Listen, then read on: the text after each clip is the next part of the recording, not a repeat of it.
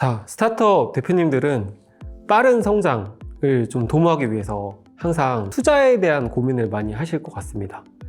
물론 투자 받으면 좋습니다. 외부에 우리가 가치도 인정받고 돈도 받아서 운영할 자금도 생기고, 그래서 좋은 건 알겠으나 꼭 염두하셔야 될 지분율에 대해서 오늘 좀 얘기를 해보고자 합니다.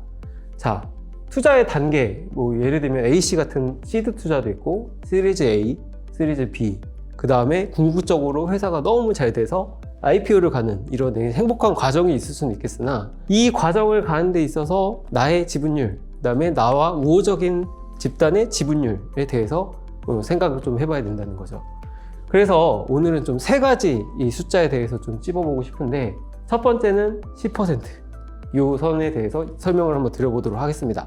자, 10%는 어떤 의미를 가지느냐? 10%는 투자자가 회사에게 너의 재무 상태 같은 것들을 나에게 보고해라 라고 하는 정보에 대한 요청 권리, 그 다음에 주총을 열어주세요 라고 요청할 수 있는 권리를 보통 10%가 득하게 됩니다. 그래서 보통 시드 투자나 이런 걸 할 때 기본 베이스 단위로 10%를 보통 가져가시는 거죠. 그래서 10%라는 선을 일단은 작용을 하게 되고요. 두 번째 생각해 볼 선은 34%입니다.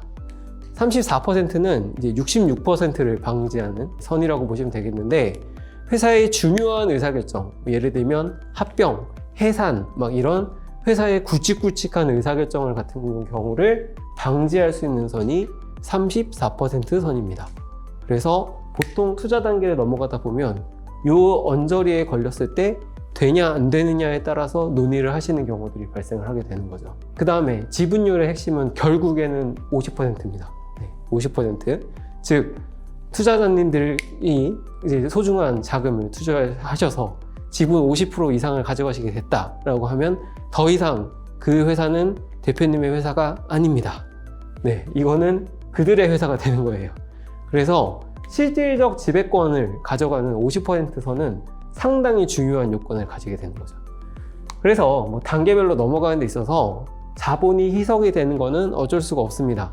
근데 잘못된 세팅의 예시를 들자면, 시드 투자를 해버렸는데 벌써 34, 50선에 이미 근접해서 넘어가 버렸다 라고 한다면, 다음에 A를 들어오거나 B를 들어오는 VC들은 엑시트에 대한 가능성이 현저하게 떨어지게 됩니다. 그렇게 되면 매력도가 떨어지는 거죠.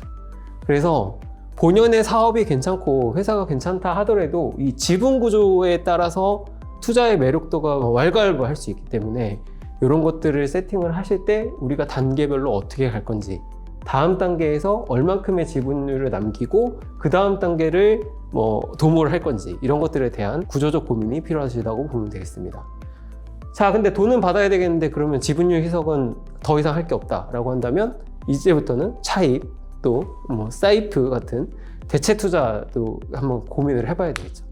그래서 투자의 단계를 넘어가는 건 좋으나 단계적으로 이제 차근차근하게 상승을 시키고 싶으시다면 재무적 전략을 전문가와 함께 잘 세워보시는 게 중요하다고 설명드리겠습니다.